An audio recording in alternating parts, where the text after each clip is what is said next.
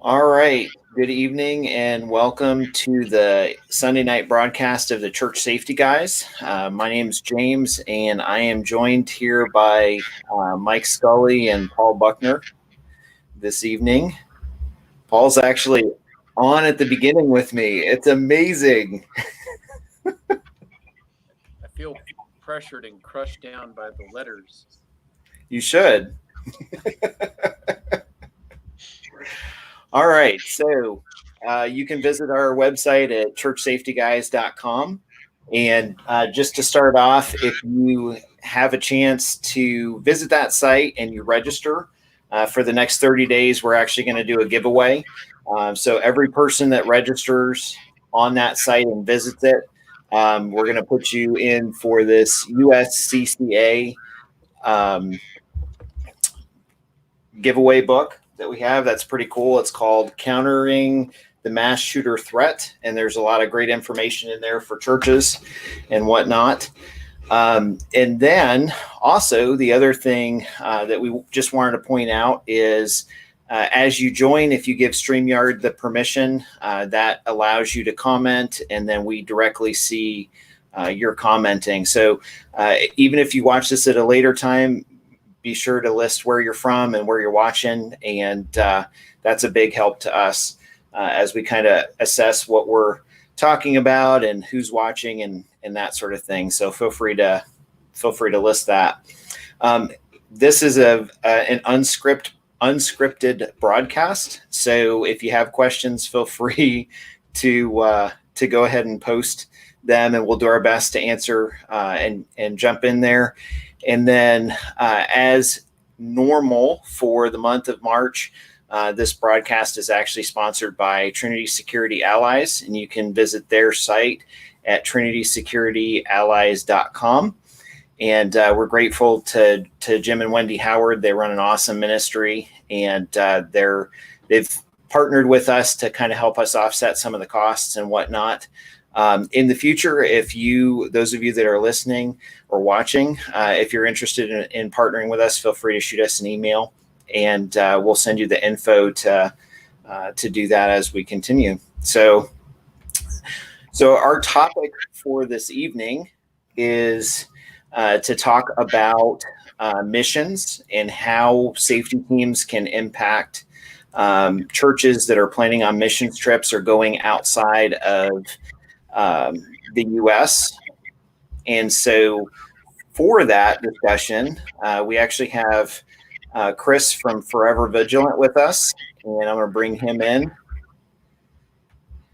And can you hear us, Chris? Yes, sir, I can. Awesome. I appreciate you joining us tonight, and you guys have partnered with us with ads on the website and whatnot. So it's great to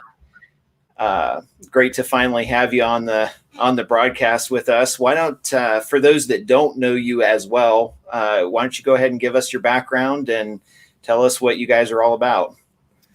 All right. Well, thank you very much. Thanks for having me. I really, truly appreciate it. And I'm very excited to have Forever Vigilant joined up with Church Safety Guys. I think it's going to really help us both out to get our message out there. The company was started by a pastor and myself in 2011. And we went to about 2016 before we broke away. We were at a community college teaching some classes through the community college. And we broke away and started the company in 2016. And then just this year, I became the owner, and my partner, he's still teaching, but he's got a bunch of other stuff going on in his life. So God has kind of brought him into a different direction, but he's still on board with me teaching. I'm a 25-year veteran law enforcement officer. I retired in 2018. I spent 6 years in the Marine Corps before I was a police officer. I've been teaching law enforcement and civilians probably for almost 20 years now. I'm a master use of force instructor. I'm a active shooter instructor, and I teach for the National Tactical Officers Association. I'm the patrol section chair for the NTOA. We're an international nonprofit that's based in Colorado Springs. It's been around since the early 1980s. and I teach probably 7 or 8 different tracks, but the one that I usually always teach more than anything else is our active shooter instructor. So I go around the country. I was just overseas teaching, and just an incredible opportunity for me after I left law enforcement to continue to teach, and then also bring back the different topics and tactics that I teach law enforcement. I can bring that back for my clients in the churches and bring those to the safety and security teams, just in a variety of topics. We started in 2011 with about 4 different classes, and now I'm up to over 40 different classes for houses of worship. That's awesome. That is awesome. Now, you mentioned to me when I talked to you on the phone, you mentioned to me that you've kind of put a coalition together of churches for training and whatnot. We started with the Security Leaders Coalition here in Michigan, and we partnered with them. Well, we're still partnered with them.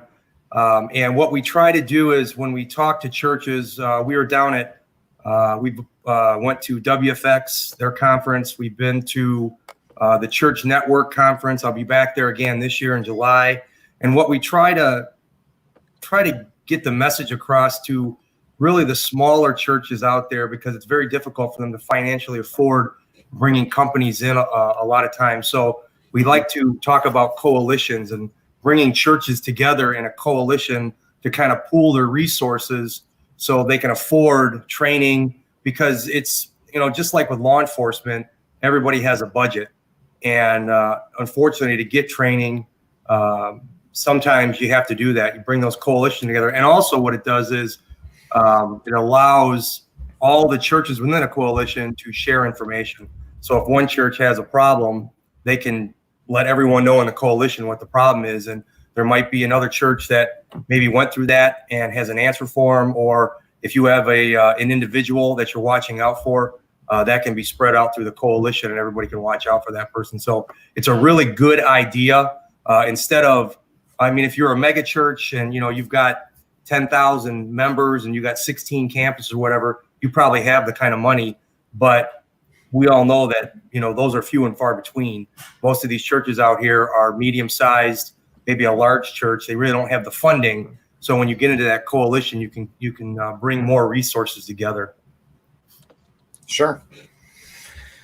Good stuff. So tonight we're kind of talking about, or we want to talk about the subject of what safety teams can do and what churches can do to kind of prepare for going overseas and some of the things to consider. And I know the last time I talked to you, you had just come back from overseas. Mm-hmm. Yep. So for a church that maybe this is their first missions trip, what are some of the things that you think would be prudent to kind of keep in mind and look for? The first 2 websites that I would go to would be the State Department website. Mm-hmm. And that's what I did. I went to the State Department website and I looked at the hotspots for the region that I was going to, and then go to the CDC website and look at what vaccinations you're going to need. That was the second place that I went and saw what vaccinations I needed. So I immediately went to my primary care physician to see if I could get those with him. There were some that he didn't have, so I had to search out medical facilities in the area that I live and to find if they had those in stock to get those vaccinations. And then really just paying attention to the State Department website to make sure that there wasn't any flare-ups or any hotspots to where we were going. And then once we did get in country, making contact with the embassy and the consulate and talking to the security folks over there, getting their phone numbers and their names, making sure they know that you are in country, where you're going to be, where you're traveling to, and you have their personal cell phone numbers in case there's an issue and you can just make a phone call and get some help. I think that's, our church is getting ready to plan, or they're getting ready to go on a trip to the Philippines. And I think one of the things that came up in in my conversation with the missionary that's already there was the embassy. Like, introduce yourself, stop in the embassy, make sure they know who you are, collect their information, because we always think that nothing is ever going to happen. But then when you get in there, a lot of times that's a helpful resource that most people don't think about, even in a more friendly country. Right. I would contact them before you leave and just make sure they know your travel dates, the travel plans, what cities you are planning, because they may have information that hasn't been put on the website yet. Especially, I mean, I was stationed in the Philippines in the military, and there's some nice areas there, and there's some not so nice areas there. So you got to be careful where you go and who you go with. So it's always good to make sure you check with them first and just let them know. And when we got into country, we didn't have to go to the embassy. We didn't have to go to the consulate. We just gave them a phone call and said, "Hey, we're here." And they were like, "No problem. If you need anything else, just give us a call and let us know." And that was it. Good. So is there anything that you would recommend, like for folks to consider taking, like say first aid supplies, medical stuff, anything extra? Well, especially the country that you're going to. I mean, if you're going to a more modern country, it may be expensive. So you may want to take, maybe take a small trauma kit with you. Take a tourniquet or something like that you can put in your luggage. Something that's not going to be hanging off your belt because you don't want somebody come up and try to steal it from you. Something you can put in your pocket. Maybe even an ankle tourniquet holder to put a tourniquet on, something like that. But yeah, I would try to, there's a lot of theft and a lot of street robberies. So you just got to be very careful what you're carrying. If you want to have a backpack on, something like that, maybe a little more secure, you can stuff that in a backpack. That's pretty common to see backpacks everywhere you go now. So you might want to have that instead. But yeah, I would probably have something on just in case, and then make sure you have the training to use that equipment if you're going to take it over there with you. Cool. Good stuff. Paul, did you have any questions? I really like that because I was actually looking up, Chris, I was looking up some of your pedigree and your background as we were getting ready to get started, and I was enjoying that. And of course, I was intrigued by a couple of comments that you made, because I wouldn't have thought immediately about getting a hold of a consulate, and I love that. I have a little bit of an executive protection background, and that makes so much sense, because knowing where the police stations are, can you trust the police stations? What are your resources? What should you avoid? I've done some missions work mainly in Mexico, and we always had a missionary or a local, an indig that could take us around, that knew where we were going and what was going on, and they could tell us to avoid things. And so the consulate would have been one I wouldn't have thought of right off the bat. I like that. For sure. My wife and I flew into Spain a few years ago, and we were on vacation. We were going to go on a cruise actually over to Italy, and it was kind of our anniversary. And one of the tours that we did of Spain was through Barcelona, and we were on a bus, and we went to go down a specific road on the main street, one of the main streets, and the bus driver kind of made an abrupt turn, and so I kind of asked the tour guide, why do we do that? Why do we make an abrupt turn? And she said, well, right now they're demonstrating and they're protesting down that road, and they're not real fond of Americans. So, so we're going to stay away from that area. And, to me, of course, there was no issues, thankfully, and, everything was fine. But in the back of my mind, I was just wondering, okay, so if something really, it made me uncomfortable, because, I always try to prepare and, and be ready ahead of time. So when I was in that situation, the thought that popped into my head was, okay, how do I fix this next time? What resources can I hang on to so that I know, down the road, if something were to happen, where would I go? Who would I reach out to for assistance? Right. And I think it's interesting because now I work for the Defense Department. There's still a few places that when I travel, of course, travel is a little bit different for those folks. But when I travel, there's still places where they'll say, you need to research and stay off this street, stay away from here. But, after 7 p.m., don't go down in this area and just general rules. But I do think it's interesting, and it's the website is certainly a good resource for people to go and get some information, because a lot of times they'll post recommendations there. And I know several churches that watch this have sent teams to Haiti.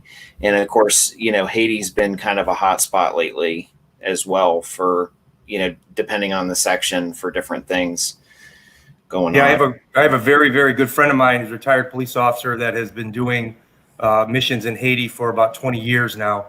And he goes every year. He has a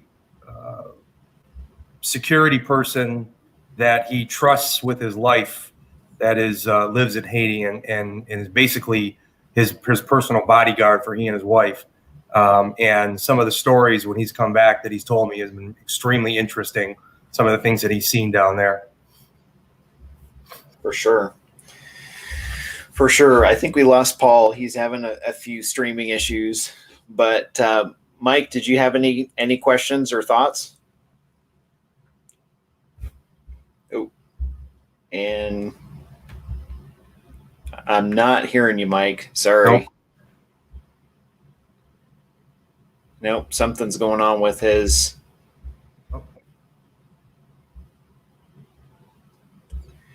Well, we're just having a couple of. Can you hear me? Yep.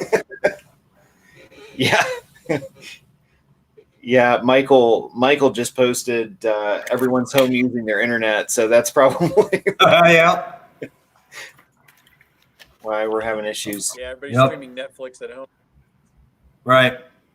For some reason, though, I apologize. I'm not getting you, Mike. I can see you talking, but I'm just not hearing anything on my end. So cool. Well, we'll keep rolling. So, for sake of those, I guess those watching and future watching, are there any areas that you could think of, Chris, that maybe that you've come across where it's good not to plan a missions trip, to just say, okay, this is a typical area, but we're going to hold off and maybe plan for a later time at the moment? Well, yeah, especially in the world climate today, there are some serious hotspots in the world that I would be very cautious about sending a mission trip. Basically, I don't want to send them on a suicide mission. And if I know for a fact that, they're killing Christians or they're killing Americans, I would not want to send my people into that area. Because then you have to worry. It's very difficult for you to do your job when you're worried about, every time I'm going to turn the corner, somebody's going to try to assassinate me or kidnap me. And that's a huge problem. And then, we're going back to what we were talking about before. We're talking with the consulate. Corruption overseas is a huge, huge problem, and government corruption is just ridiculous. And that's one of the things that I would really key on when talking to the embassy and the consulate, is do they have someone that's trusted by them that, if you can't get a hold of them, that maybe you can get a phone call for a local that they trust and that you can call, because there's a lot of cops overseas that I wouldn't call them. I wouldn't trust them because all they care about is how much money you can pay them, So, and Americans, unfortunately, in many of these countries are worth a lot of money, and kidnapping and ransom, especially you go down to Mexico and South America, Central America as well. Kidnapping is just, it's huge. It's how a lot of people make their money. So you got to be very, very careful about that. So would there be a little bit more safety, do you think, building into like doing a missions trip with an organization that's established and well respected? Or because I would think so. I would think so. I would, or maybe if maybe you want to just talk to those people and say, hey, we're thinking about going to this area. We know that, maybe you've been going to this area for quite some time and you're, the quote unquote experts for this area. Can you give us some advice, or can we piggyback on something that you guys are doing as well? But I would just be very careful about going at it blindly and just, buying plane tickets and going overseas, because you really got to do your homework when you're going to some of these countries. It can be very, very dangerous for people that just really don't know what they're getting into. For sure. One of the questions, and I don't know how much lag there is. Are you guys getting a lot of lag from me to you? No, not now. Okay. I had a question for you, Chris. And do you prefer Chris or Christopher, by the way? Chris is fine. Okay.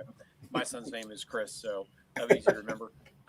One of the things that I find intriguing is the whole concept of the gray man, and it's something I've studied at length. And you have gone overseas, and there's places that you do not want to appear to be an American.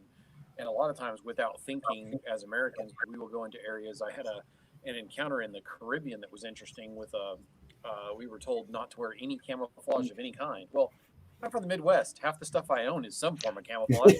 And I had not taken anything along with me, but they would actually jail you. And I forget what island it was. It's a U.S. protectorate, but obviously it has its own government. And if you set foot off the boat, you go to jail wearing camouflage because they'd had a coup at some point in the past. And that was one of those, we're not in Kansas anymore moments, right, 10 years ago. Yep. But talk a little bit, if you would, about maybe the practicalities of disappearing while you're traveling, looking like a gray man. Most definitely. That's one of the things they really talk about a lot is, try not to dress like an American. So don't wear any American clothes, American flags, try not to act like an American, try to fit in with the indigenous personnel, basically. And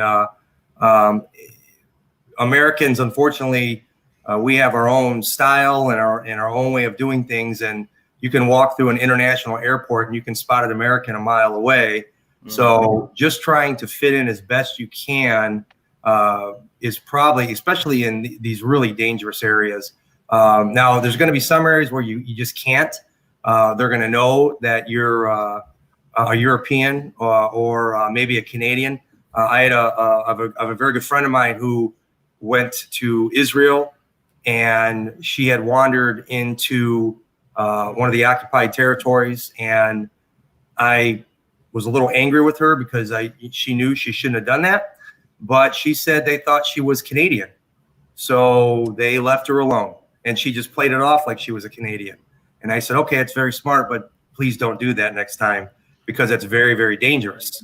But she got away with it, just playing it off that she was a Canadian. So, but yeah, that's something you need to keep in mind. I mean, there's a lot of the countries now that, they know you're coming. When you get off the plane, you're going to be watched, you're going to be followed. Everywhere you go, they're going to have somebody watching you and following you, and they do that for multiple reasons. But you have to realize this. And then, situational awareness is huge. Paying attention to everyone around you, not being paranoid, but just being vigilant and paying attention. And if you feel that you're getting into a situation that you shouldn't be in, trying to find an exit or an escape, is your best bet. But really, having that training before you go, getting someone to teach you what to look for, what to watch out for, and just try to dress as plain as you can, try to fit in as best as you can. I think that's some great advice for folks that are going over there. So definitely do a little bit more research on culture, customs, clothing, the 3 C's. Very much so. Very much so. Yes, for sure. And some of the places you're going to fit in, some of the places you're just not. Sure. How about now, guys? I can hear you good. There we go. Chris, that's great. I think it's one of those things, body language mirroring. I think you can read other people and you try to mirror that. So even at kind of the poor man's approach, body language mirroring to those around you will naturally make you feel like you're fitting in a little bit better. But certainly any of that recon or research ahead of time to make it better, I think is key. Certainly it's much more intense than looking for the exit in the kitchen of the restaurant that you're sitting in. Oh yeah, yeah, it really is. It really is. I follow John's active self-protection website, and it's interesting when you watch all the videos that he posts that no matter where you go in the world, because we're all human beings, those pre-attack indicators are pretty much the same no matter where you go.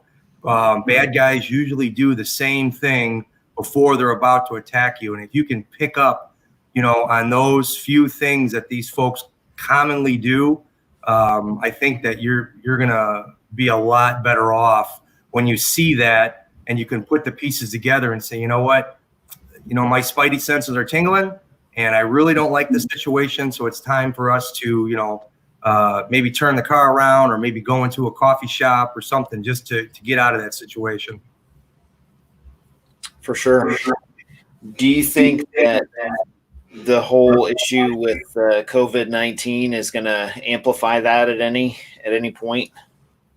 Well, I know now they have a level 3 travel warning, which is recommended no travel.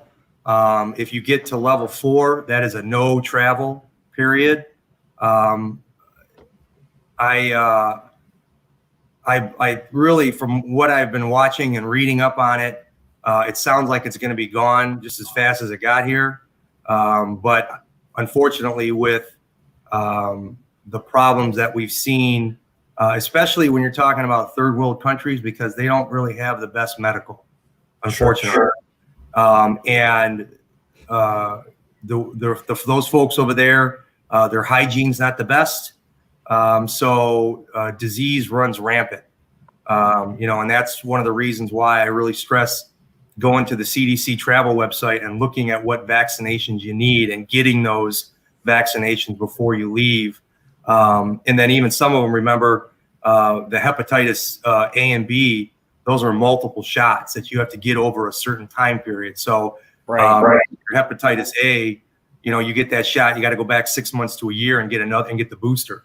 Hepatitis B is 3 different boosters. So make sure that your folks that are in these in the missions, they understand that they need to get these shots if they're going to go. And then if they're going to be overseas, that they need to figure out where they can get the boosters and get those as well. But really pay attention, especially when you're going to the really poor areas where the folks just don't have that medical care, because the disease, and not even COVID-19, but typhoid and all this other garbage that's out there, it's going to be rampant through those areas.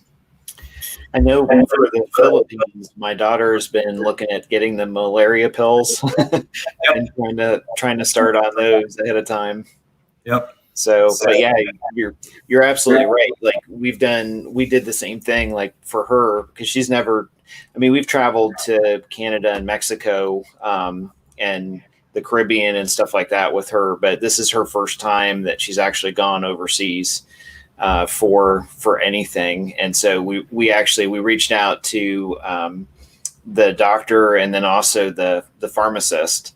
We pulled the pharmacist aside and said, hey, what are you seeing as far as recommendations? And that could be, if you can't get in to see a doctor, that could be a good resource for folks too, to say, what's recommended for visiting. And I mean, that's just across the board. Even if you're planning on going, I know some of the cruise line travel has been shut down and stopped. And there's been some discussion about that as well, but it's always, there's a lot of resources out there that I think sometimes people forget. Right. So. Right, for sure. I wanted to throw in a quick comment and then kind of turn it over as a question to you, Chris. one of the things that I try to talk to churches about if they start talking about traveling overseas is operational security. Mhm. And the whole concept of you probably should not be, and I would say not be at all, period, posting on social media that you are going to any part of Africa or whatever. And the end result there being like Boko Haram, and there's different groups that would love to kill Americans, and they would actively hunt down Americans. And then whether it's just kidnapped for ransom in South America or the Middle East or parts of Africa or whatever. But then you've also got people that they love to go in country and they tag themselves with hashtags that Mhm. immediately would let anybody know in that country. And I'm like, operational security does not end just because you've arrived in country. And like I was telling somebody, I said, you should not be posting vacation pictures Mhm. while you're in country and tagging anything, and you should not be posting mission pictures. And people love to look at me helping this homeless person, and they love to do this stuff and hashtag Argentina, and it's like you should not be doing that while you're in country. Right. So those are just a couple thoughts I had, but I mean, you've done this kind of stuff for a living, so what would you throw into that? Yeah, when we just went overseas, one of the things I made sure is that the pictures that I took, I didn't post until I got back home. And then another thing to look at is if, let's say you're a husband and wife team and you're going to go overseas for 3 months or 6 months and you're posting on your Facebook or your Instagram that you're overseas, and there's nobody watching your house, criminals in your area know that you're gone overseas for 3 to 6 months, so they may break into your house.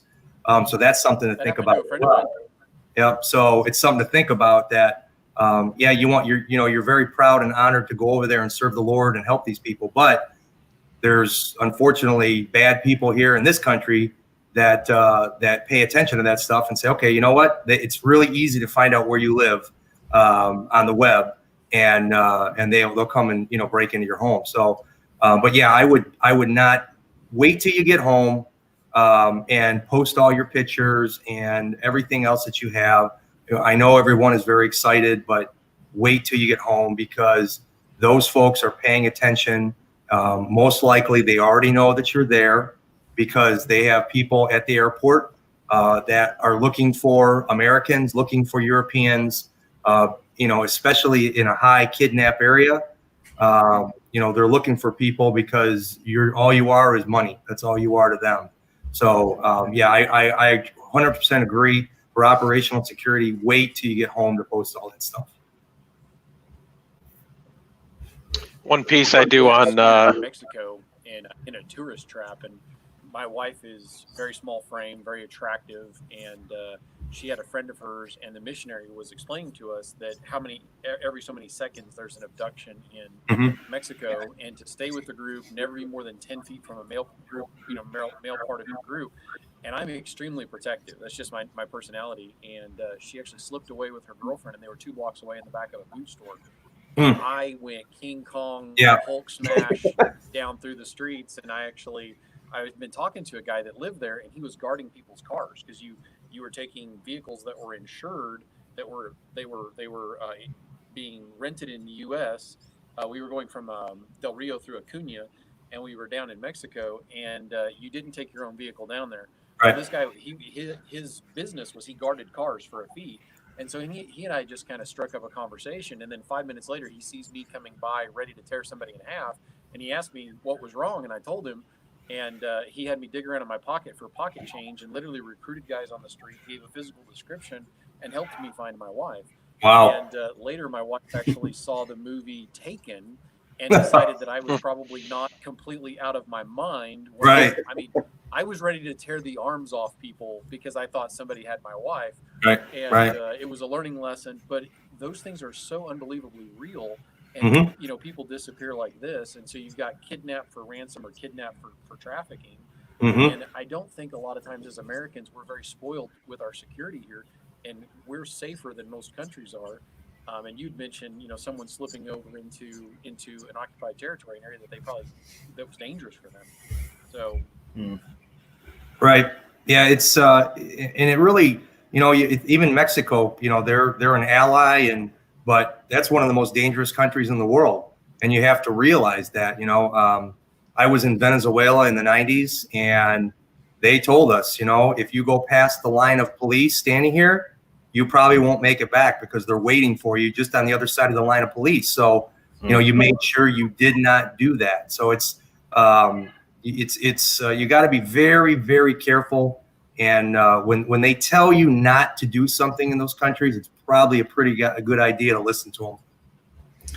We've been down to Mexico a few times on vacation, mostly with cruises and different things like that. But when you get off, one thing that always makes me nervous when you get off a cruise boat is you've got this massive target on you that says American, what, et cetera, et cetera. And one of the things that my wife and I said was, before we got off the boat with the kids, we sat down and we said, look, we go into, we move as a family unit. You stay together, we stay in a line. If you want to go look in a store, then mention, or shop, mention it. We'll decide, and then we'll do it accordingly if if I think it's appropriate or not. But yeah, I mean, there was a couple of times I'm like, it doesn't matter. Like we had a rendezvous point, if we get separated, you stay with your mom or I, but we're going to meet back here. And we didn't have any issues, but at the same time, we still made it a point to kind of talk through some of that stuff beforehand. But yep. Mike, you were going to say something? I was going to say, even here in Central Texas, there's a lot of trafficking right on a corridor down towards Mexico. And so while we're still a few hours away, that corridor seems to be an area of target. So you hear a lot of stories in this area, and frankly, sometimes it's a target parking lot. So it's one of those things that situational awareness, not only here in your own country, and you think about it as saying, wow, I can't believe you even have to think about it to that degree.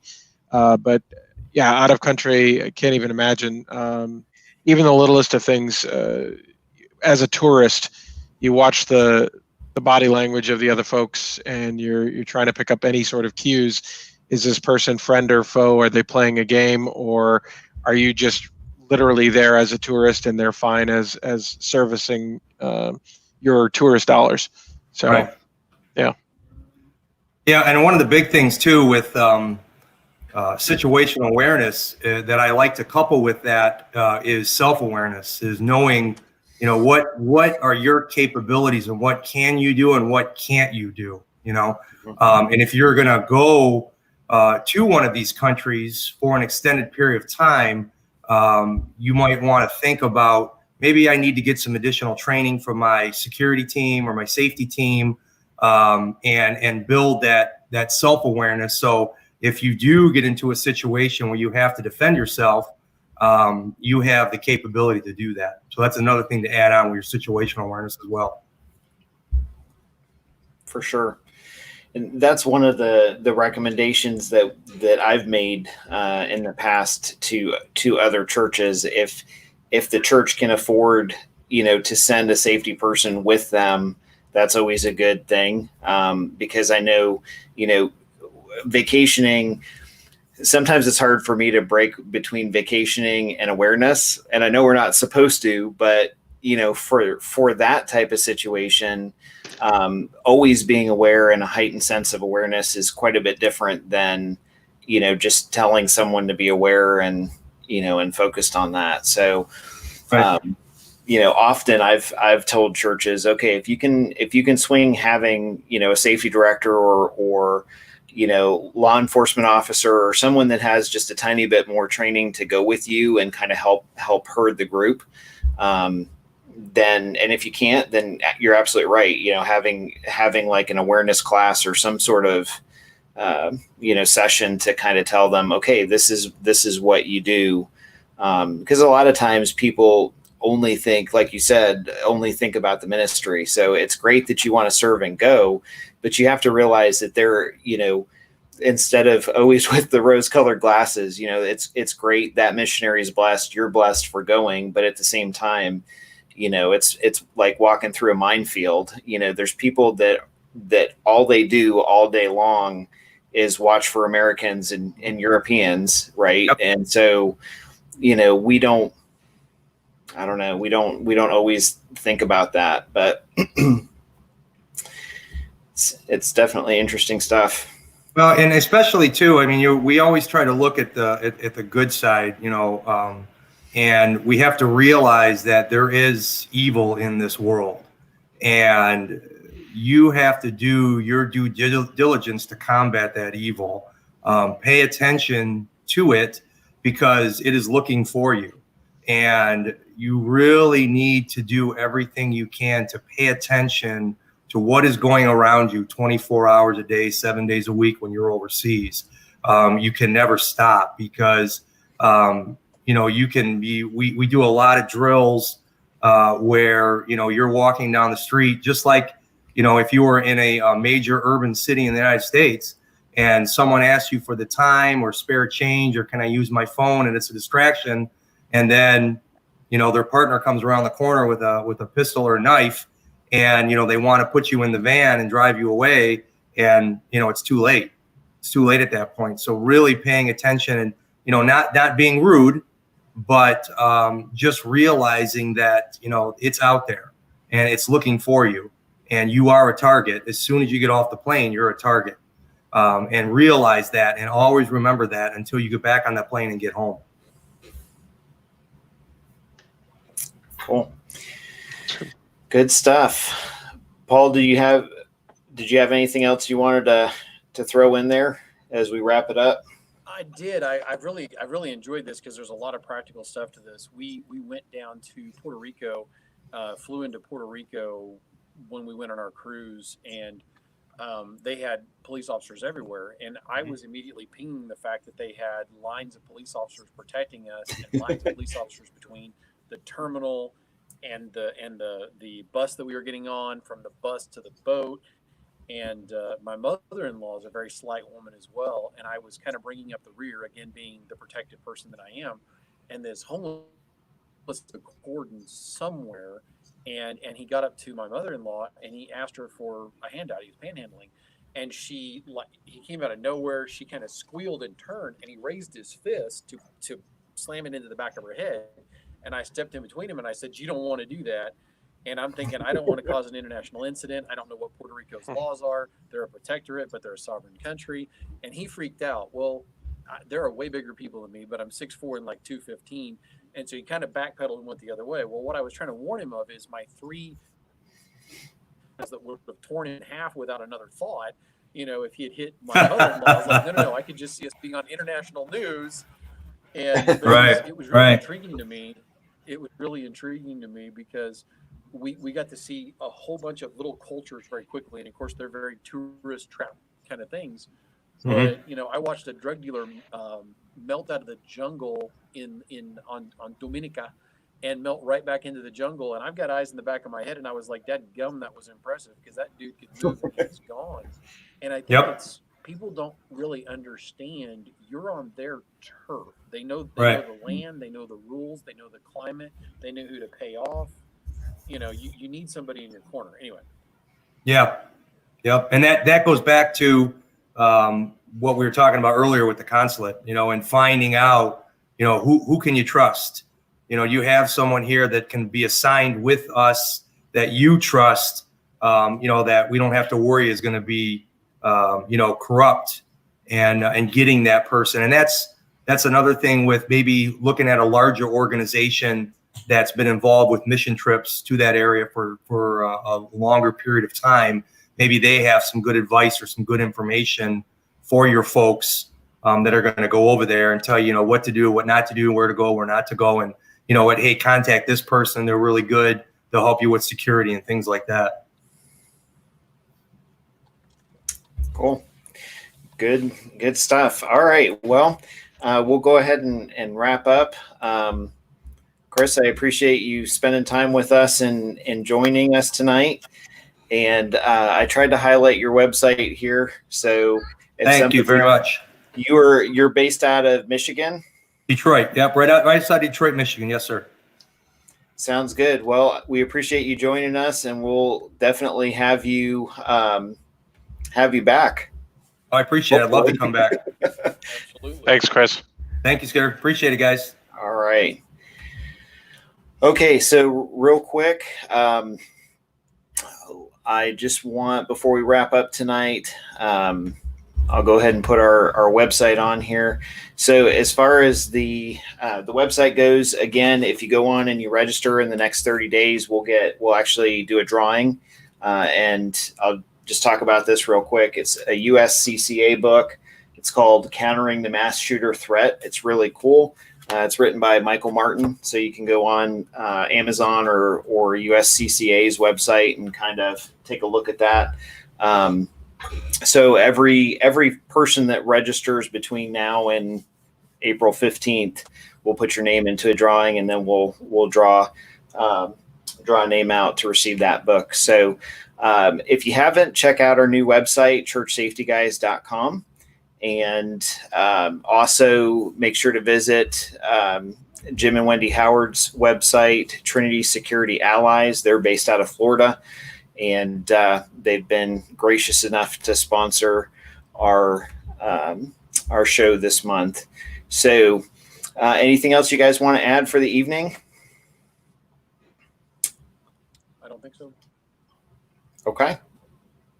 All right. Well, we'll call it an evening. Thanks for watching, guys. If you do watch this at a later time on one of the watch parties, make sure to list where you're from, like it, share it. That gives us a great opportunity. If you have another opportunity, go over to the Church Safety Guys website or Facebook page and like and share that. Paul and I did a video earlier today on the COVID-19 and just having a Christian response to that, which is already getting quite a few views, and definitely something, if you missed it earlier today, you want to go and check out. Other than that, feel free, shoot over to YouTube. We have a Church Safety Guys channel over there as well. So liking all of the videos that we do go on there. You can like the channel and subscribe to that, and you'll get updates as well if you miss it. So take care, guys. We'll see you next week. Have a good week, and God bless. Bye, guys.